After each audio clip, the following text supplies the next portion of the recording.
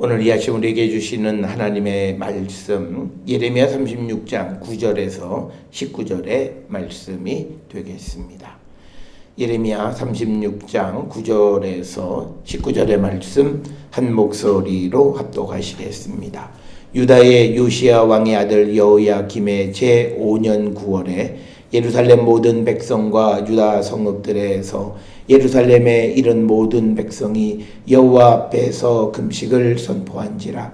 바룩이 여호와의 성전 윗뜰 곧 여호와의 성전에 있는 세문 어기 곁에 있는 사반의 아들 서기관 그마리아의 방에서 그 책에 기록된 예레미야의 말을 모든 백성에게 낭독하니라. 사반의 손자여 그마리아의 아들인 미가야가 그 책에 기록된 여호와의 말씀을 다 듣고 왕궁에 내려가서 서기관의 방에 들어가니 모든 고관 곧 서기관 엘리사마와 스마야의 아들 들라야와 악볼의 아들 엘라단과 사반의 아들 그마리아와 하나냐의 아들 시드기야와 모든 고관이 거기에 앉아 있는지라.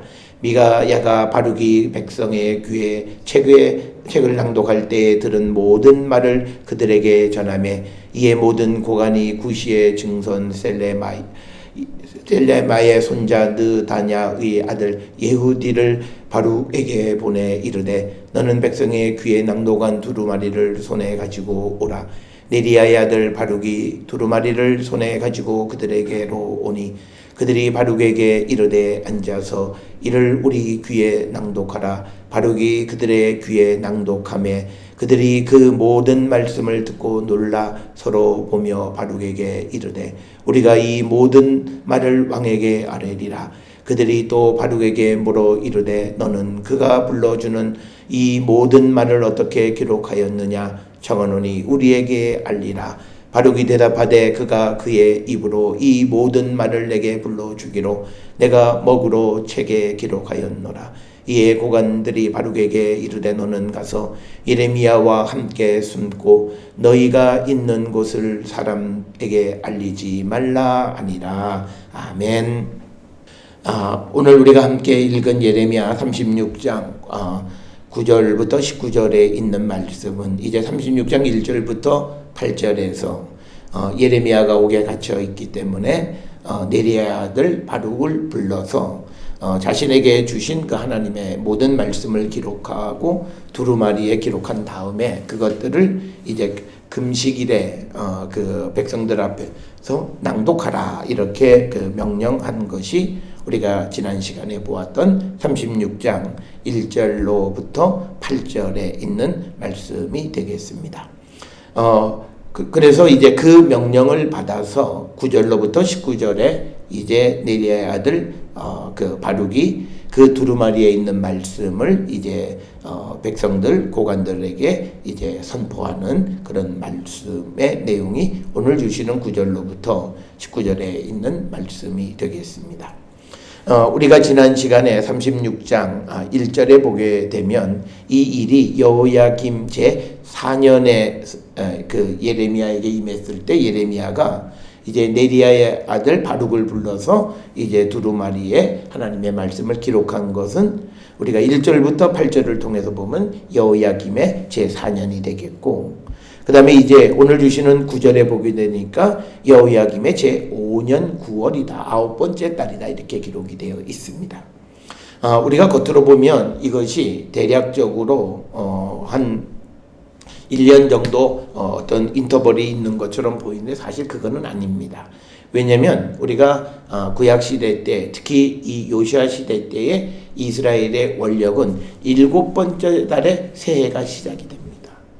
그러니까 여호야김 왕의 제4년과 제5년 사이에 5년 9월이라고 하는 것은 그것이 어떻게 보면 이제 몇 개월 차이가 아니다라고 하는 것을 우리가 알 수 있고 어쩌면 그게 실질적으로는 한 몇 개월 그 상간에 이제 일어난 일이다라고 하는 것을 우리가 기억을 하시면 되겠고요.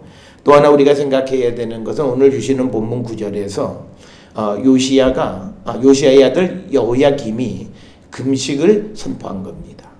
우리가 구약 성경에 있는 내용들, 특히 우리가 스가랴 8장 19절에 보면 금식을 하는 달이 정해져 있어요. 4번째 달, 5번째 달, 그리고 7번째 달과 10번째 달에 금식을 하는데, 지금 오늘 주시는 구절은 보면 9번째 달에 다시 금식을 선포한 겁니다.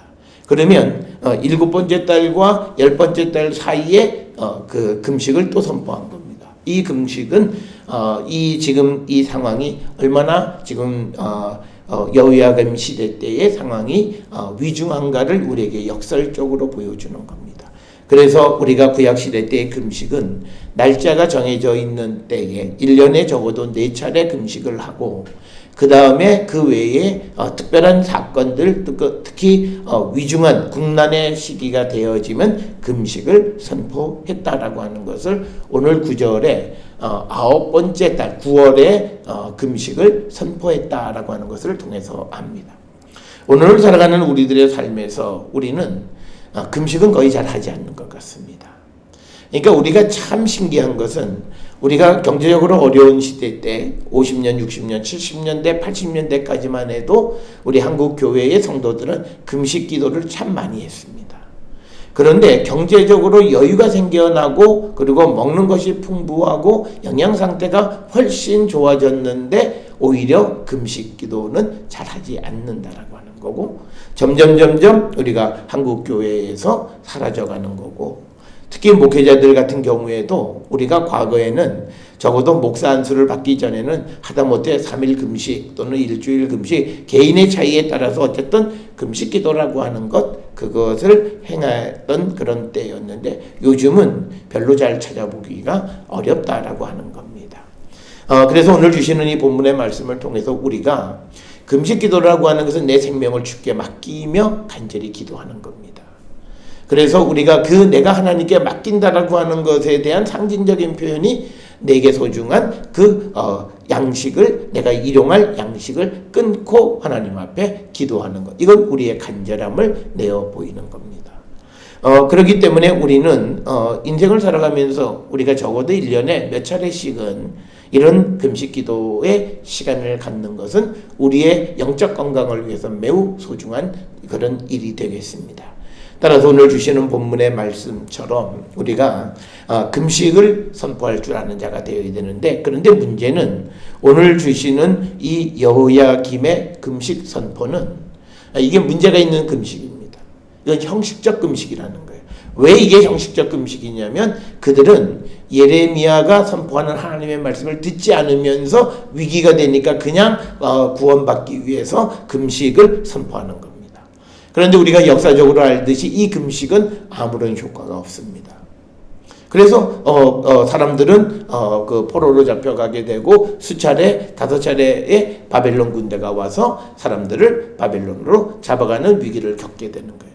그러면 여기서 우리가 왜 금식까지 했는데, 근데 여기에 예레미야의 그 선포를 듣지 않았던 여호야김이 금식하는 것은 형식적 금식이라는 겁니다.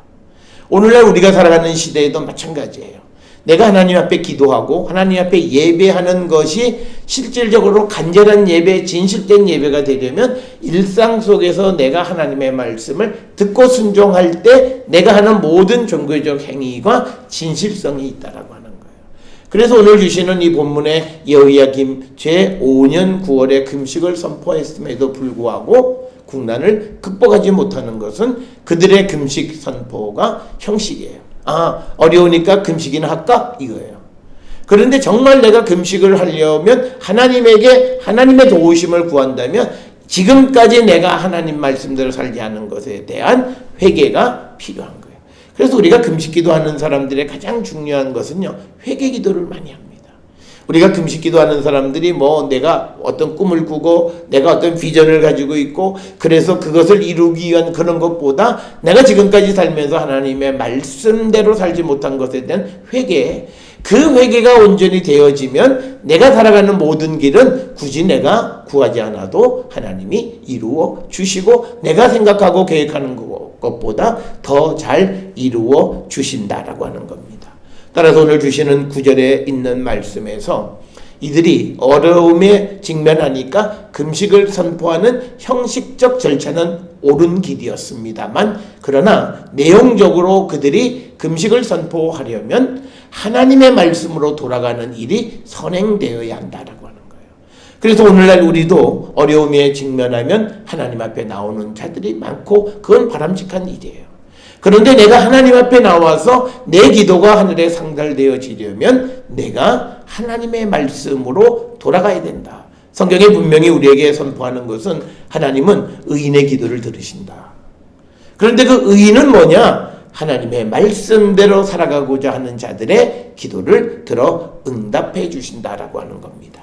따라서 오늘 주시는 이 구절에 이제 그 바룩이 두루마리의 말씀을 선포하고자 하는 그 환경으로 금식의 때에, 그러니까 바룩이 그 예레미야가 생각했을 때 사람들이 정상적이라면 금식을 하는데 이 말씀을 선포하면 그 말씀을 듣는 거예요.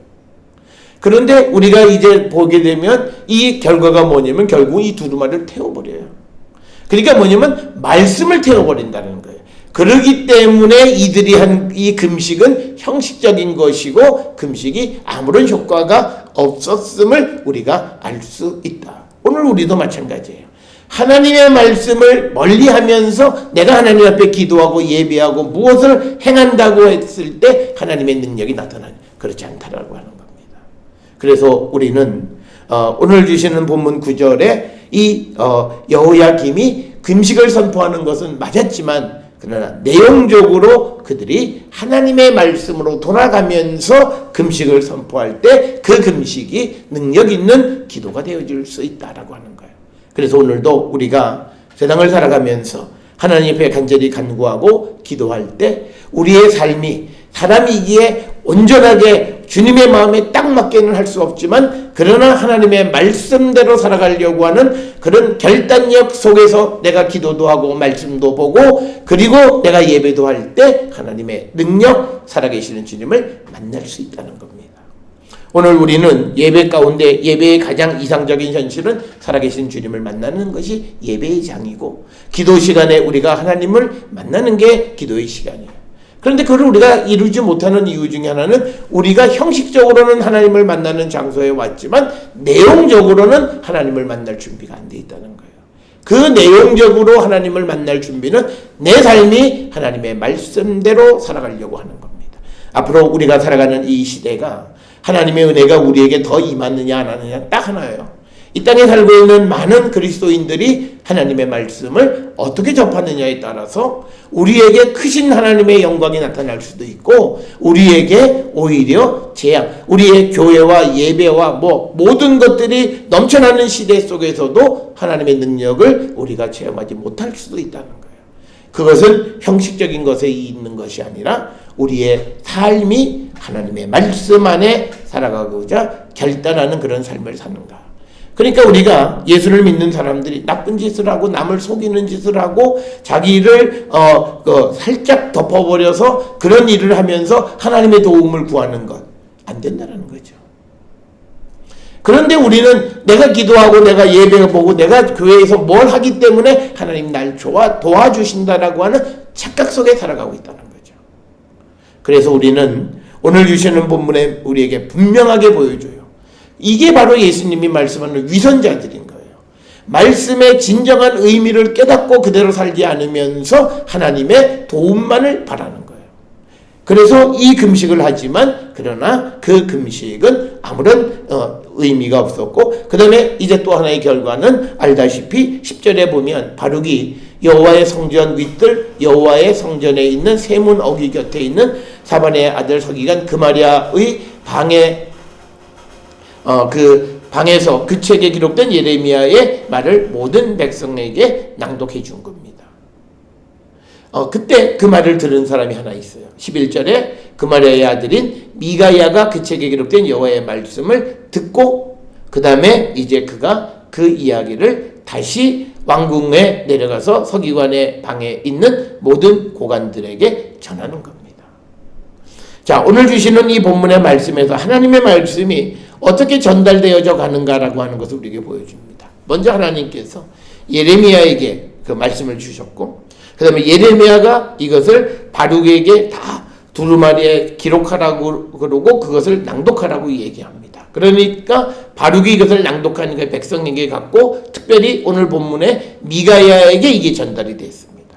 그 다음에 미가야는 그 들은 말을 다시 왕궁에 내려가서 서기관의 방에 있는 고관들에게 그걸 전하고 그 다음에 고관들은 이제 마지막에 왕에게까지 전하는 거예요. 그래서 우리에게 중요한 것은 뭐냐면 우리가 주의 명령을 듣고 그 말씀을 전하는 그 첫 발걸음은 우리가 그것이 나중에 어디까지 전달되어질지 우리는 알 수 없지만 대단히 놀라운 능력을 가지고 있는 겁니다. 그래서 우리가 하나님의 말씀은 내 입을 통해서 나가는 순간 그것은 굉장히 미력한 것 같고 아무런 능력이 없는 것 같지만 그러나 그 뒤에 맺어지는 열매는 굉장히 큰 열매가 맺어질 수 있다라고 하는 것. 그래서 우리가 자꾸 말을 통해서 복음을 전하고 그리스도를 선포하고 그리스도의 십자가를 전하는 일을 우리가 게을리하면 안 된다는 거죠. 그래서 그것들이 점점 확산되어져서 나로부터 내가 누구로부터 들은 말씀이 다시 나를 통해서 다른 사람에게 그 또 다른 사람을 통해서 또 다른 사람에게 그리고 그것이 각각 세대를 달리하면서 확산되어져 가는 어떻게 보면 우리가 흔히 피라미드 구조로 확산되어 가는 거죠.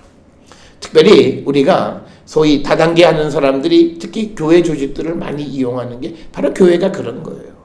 우리가 하나님의 말씀을 받아서 그것을 몇몇 사람들이 선포하면서 그것이 확산되어져 가는 속도는 어마어마한 거예요. 그 속도가 바로 우리가 밀가루 섬알에 들어있는 누룩이 전체를 확산시키듯이 바로 복음도 내 입에서 나가는 건 내 한 사람의 말이지만 그것이 또 전달되어져서 놀라운 효과. 물론 오늘 예레미야서에서는 아주 그 왕이 아주 부정적인 역할을 하긴 하지만 그러나 말씀이 그렇게까지 전달되어진다라고 하는 거예요. 그래서 우리는 오늘 주시는 본문처럼 이 바룩이 이 두루마리에 기록되어 있는 말씀을 낭독하듯이 우리에게 주시는 하나님의 말씀을 선포하는 삶을 우리는 살아가야 합니다. 우리는 내가 만나는 사람, 내가 일하는 환경 속에서 적어도 예수의 말 한마디를 정말 직접적으로 전하든 간접적으로 전하든 우리의 삶 속에서 말 속에서 등장해야 한다라고 하는 거예요. 우리가 그런 삶을 우리가 살아가는 것이 바로 사도적 역할을 감당하는 것이다. 우리에게 그 사명을 주신 것이다 라고 하는 것. 그래서 오늘 이 바룩은 담대하게 예레미야의 말씀을 듣고 그 말씀을 이제 선포하는 것. 우리가 바룩은 우리가 흔히 생각하기 예레미야의 제자격으로 우리가 보통 이해를 합니다. 그러면 이 예레미야가 이 말씀을 선포하라고 했을 때 두려움이 없었겠어요? 지금 선생이 옥에 갇혀 있고 선생이 박해를 받는 것을 눈에서 다 목격했는데 두려움이 없었겠냐고요. 근데 그것도 정말 백성이 전부가 모이는 금식일에 그 앞에 가서 그 두루마리를 읽으라라고 하는 그 말씀을 순종하는 이 바룩의 모습. 이게 우리의 믿음의 용기가 되어야 됩니다. 어쩌면 지금 우리가 살고 있는 이 시대에 복음을 전하는 것보다 훨씬 더 많은 그런 용기가 필요한 거예요.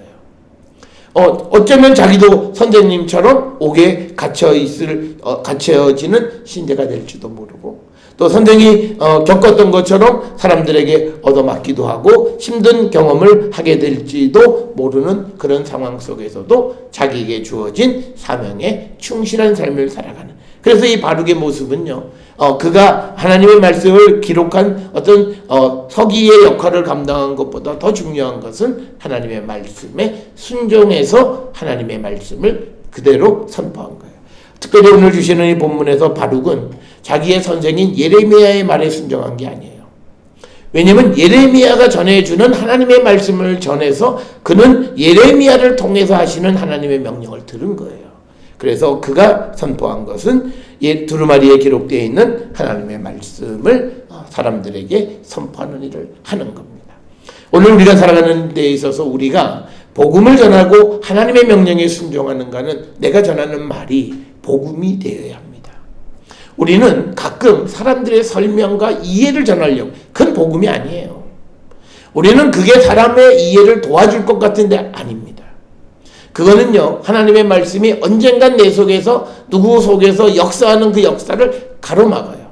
왜? 내가 잘못된 편견을 가지고 있기 때문에. 그래서 많은 사람들은 성경을 이해하려고 하고 온전치 못한 사람들이 알았던 말로 성경을 해석해 주면 그 다른 사람은 결국은 신앙을 망치는 거예요. 차라리 그에게 해석이 없고 어려운 말로만 그냥 남아있고 이해 못하는 말로 남아있다면 언젠간 그에게 역사하시는 하나님의 능력 안에서 그 말씀의 깊은 의미를 깨닫게 돼요. 그런데 잘못된 선입견이 있으면 그게 지워지지 않아요. 우리도 잘 알다시피 우리가 한번 들은 잘못된 말 한마디가 평생을 가요. 예를 들어서 어떤 그런 예수 믿기 전에 누군가가 너는 당신은 어떻게 될 거다. 앞으로 뭐 60이 넘어서 당신의 인생은 어떻게 될 거다. 그러면 예수를 믿으면서도 그 말이 귀에 맹맹 돌아요. 그만큼 우리가 들어서는 안 되는 말은 들을 필요가 없는 거예요. 그냥 우리가 한번 들어보자라고. 아니에요. 들을 필요가 없어요. 우리는 가끔 그래요. 우리가 많은 사람들이 이단이 무슨 얘기하는지 들어서 알아. 아니에요. 그것을 들으면 사람들의 믿음을 흔들려요. 왜? 그들은 말씀 그 자체를 전하는 것이 아니라 자기들의 목적을 전하려 하기 때문에 말 속에, 화려한 말 속에 독이 다 들어있는 거예요. 그래서 그런 말을 듣는 사람들에게 나타나는 현상이 뭐냐면 하나님의 말씀에 순종하지 않아요. 그래서 어떤 문제가 되면 모든 말씀에 대해서 이의를 제기하는 사람, 은혜 받지 못해요. 열심히 성경은 봐요. 은혜 받지 못해요. 그런 모습. 그래서 우리가 어떤 것은 들을 필요가 없는 말이 있다는 거예요. 우리가 바르지 않는 것. 내가 저 사람 이단이라는 걸 알아요. 그러면 그 말은 들을 이유가 없어요. 우리가 그래도 한번 그 사람이 무슨 그런데 내가 믿음 생활할 때 이단에는 가지 않지만 그 사람이 한 말이 내 머릿속에 맴맴 돈다고. 왜? 그 말은 나에게 달콤한 말이에요. 나에게 어떤 결단을 요구할 때 하나님의 말씀에 순종하기보다는 그가 해석하고 그가 했던 그 말이 내 머릿속에 맴도는 게 사람이에요. 그래서 우리는 악은 모양도 담지 말라고 하는 이야기가 바로 그 말이에요. 그래서 우리에게는 어떤 사람도 하나님의 말씀 그 자체보다 훌륭한 말씀 선생은 없어요. 그런데 사람들이 그 말씀이 하나님의 말씀으로 그대로 받아들이지 않고 해석을 하려고 할 때 사람이 필요한 거예요. 그래서 우리가 전에도 한번 말씀을 드렸습니다만 정말 성령 안에서 하나님과 관계 속에서 말씀을 이해하고자 하는 자들의 이해가 잘못될 것 같지만 절대 그렇지 않다는 거예요. 오히려 한 사람에 의해서 선입견을 가지고 말씀을 보는 사람들의 말씀이 잘못된다는 거예요. 그래서 오늘 우리가 주시는 이 말씀을 통해서 이 바룩이 그 말씀을 그대로 낭독한 거예요. 자기의 말을 포함시키지 않아요. 그러니까 우리가 복음을 전하는 것은요, 하나님의 말씀을 그대로 전하는 거예요.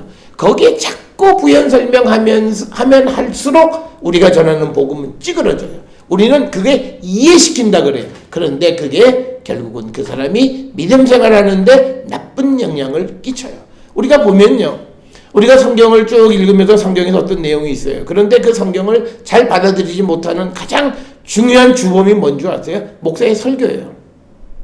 목사의 설교에서 어떤 말을 듣고 그 본문에 대해 어떤 이야기를 들으면 내가 그 말씀을 가지고 깨달으려고 하는 그 깨달음을 막아버려요.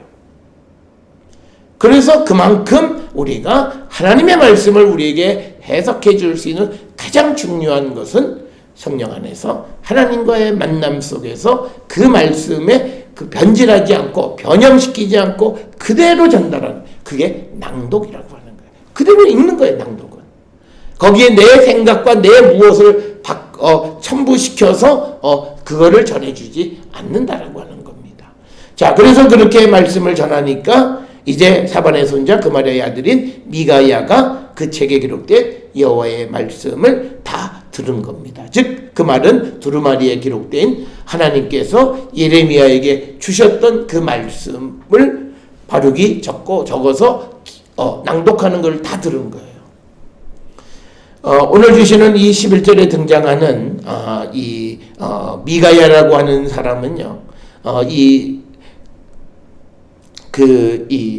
그마리아나 또는 오늘 주시는 말씀에 사반의 손자의 그마리아의 아들 미가야, 이런 이름들은 전부 다 고고학적으로 입증되는 이름들이에요. 그러니까 우리가 이 성경에 기록되는, 특히 예레미야서에 기록되는 많은 것들이 역사적 현실과 딱 일치하는 것들이 많아요. 그리고 여기에 등장하는 사람들의 이름이 실제로 있었던 그런 사람들의 이야기. 그러니까 우리가 역사성을 찾아 추구하는 사람들에게도 이 지금 바룩이 백성들 앞에서 두루마리 말씀을 낭독하는 것, 그거를 들은 사람이 미가야라고 하는 이런 모든 일들에 대한 역사성을 우리가 입증하려면 얼마든지 입증할 수 있는 것이다. 그러나 우리가 성경을 역사적으로 입증됐다고 해서 믿는 건 아니에요. 하나님의 말씀이기 때문에 믿는 거예요. 우리가 그것도 또한 잘 아셔야 돼요. 많은 사람들이 이게 역사가 아니면 우리는 역사를 믿는 게 아니에요. 성경에 기록되어 있는 말이 내가 이해는 되지 않지만 하나님의 말씀이기 때문에 믿는 것이 되지, 역사이기 때문에 믿으면 그 믿음도 잘못된 믿음이에요. 사실이 입증되어졌기 때문에 믿으면 그 믿음도 바른 믿음이라고 할 수 없다라고 하는. 그렇지만 하여튼 이 미가야라고 하는 사람이 이 여호야김 시대에 활동했던 사람이라고 하는 것은 여러 가지 인장들이나 여러 가지 도장 이런 것들을 통해서 알 수 있다. 그래서 그 미가야가 왕궁으로 내려간 겁니다. 그러니까 지금 이 바룩이 선포하는 것은 그 10절에 있는 것처럼 여호와의 성전의 윗들에 있는 그 세문 어귀에서 말을 해요. 그러면 거기서 듣고 그 다음에 어디로 내려가냐면 12절에 왕궁으로 내려가는 거죠. 가서 서기관 방에 들어가니까 모든 고관들, 즉 여기서 말하는 고관이라고 하는 것은 서기관들이에요. 그들이 쭉 사람들의 이름을 열거하고 그들이 앉아 있습니다. 그러니까 13절에 이제 미가야가 바룩이 백성의 귀에 책을 낭독할 때 들은 모든 말을 그들에게 전하는 거예요. 그러니까 우리가 전하는 자의 사명은 내가 들은 모든 이야기를 전하는 거예요. 우리는 어떤 과오를 범하냐면 하나님의 말씀을 전할 때 저 사람은 새 신자니까 이 말씀은 안 돼. 그건 우리가 판단할 문제가 아니에요. 그러니까 이 말씀은 좀 나중에, 그런 게 아니에요. 하나님의 말씀은 그 말씀이 누구에게 들어가면 그 사람에게 하나님이 말씀 속에 계시는 하나님께서 역사하셔서 그를 알게 해요. 그래서 어떤 경우에는요, 처음 예수를 믿는 사람들이 오래 믿어서 잘 믿지 못하는 내용들을 훨씬 더 쉽게 잘 받아들이는 경우들이 숱해 있어요. 그렇기 때문에 우리는 내가 들은 모든 말을 그대로 전하는 역할을 해야 돼요. 왜? 그 말씀을 받아들이고 안 들이고는 그 개인의 지적인 능력에 의한 것이 아니라 그 말씀 가운데 계시는 하나님의 역사예요. 그러니까 우리가 복음을 전할 때 잘 전해지지 않는 건 뭐냐면 내 생각과 내 판단과 내 기준에 의해서 말씀을 전하기 때문에 안 돼요. 말씀을 들은 것을 그대로 전달하고, 그래서 그 말씀이 어떻게 역사하는가, 그건 하나님이 알아서 하시는 거예요. 그래서 미가야가 그걸 그대로 전하고, 그랬더니 이 14절에 고관이 구시의 증손 셀레마의 손자 느다냐의 아들 예후디를 바룩에게 보내서 이르되 그 낭독한 두루마리 손을 가지고 오라, 얘기하는 거예요. 그러니까 지금 미가야가 쭉 하나님 말씀 들은 걸, 자기가 들은 걸 아마 굉장히 이 사람은 잘 기억을 한 것 같아요. 그러니까 들은 말을 듣고는 그 다음에 여후디를 바룩에게 보내서 그러면 두루마리를 가지고 와서 다시 한번 읽어달라는 거예요. 그러니까 뭐냐면 지금 미가야가 들은 이야기를 전달하는 구전에 약간의 정확성이 없을 수 있어요. 그러니까 그 말을 들었던 사람이 그러면 이 바룩이 두루마리를 낭독했더니 그 두루마리를 가지고 오라고 얘기해서 15절에 바룩에게 이르되 앉아서 이를 우리 귀에 낭독하라. 그러니까 이건 뭐냐면 앉아있는 서기관들이 하나님 말씀을 정확하게 듣기를 원하는 거예요. 그래서 이제 그 모든 말씀을 그들이 듣고 놀라서 서로 보며 바룩에게 이르되 우리가 이 모든 말을 왕에게 아뢰리라. 우리가 오늘 우리 성경에는 이 모든 말을 왕에게 아뢰겠다라고 하는 것으로 번역이 됐지만, 이것을 우리가 히브리어에는요 의문 부호가 없어요. 그래서 이것을 또 다른 번역들은 어떻게 해석하냐면, 그러면 이 말을 우리가 왕에게 아뢰야 된단 말이야? 라고 질문할 수도 있어요. 그러니까 이 본문의 이 흐름을 보게 되면 이 서기관들이 그 말을 듣고 야, 이 말을 다 우리가 왕에게 전해야 된다고? 깝깝한 거예요. 난감한 거예요. 왜냐하면 그 내용이 굉장히 무시무시한 거예요. 바벨론이 오면 저항하지 말고 항복하고 포로로 끌려갔다가 다시 돌아오게 된다는 얘기예요. 그러니까 왕한테 당신 항복해야 된다. 그 말을 전하는 이 얘기가 쉬운 일이 아니죠. 그러니까 이 말을 우리가 왕에게 전해야 된다고. 그러니까 17절에 그들이 또 바룩에게 물어이르되 어떻게 그가 불러주는 이 모든 말을 어떻게 기록했는지 우리에게 소상하게 말해라.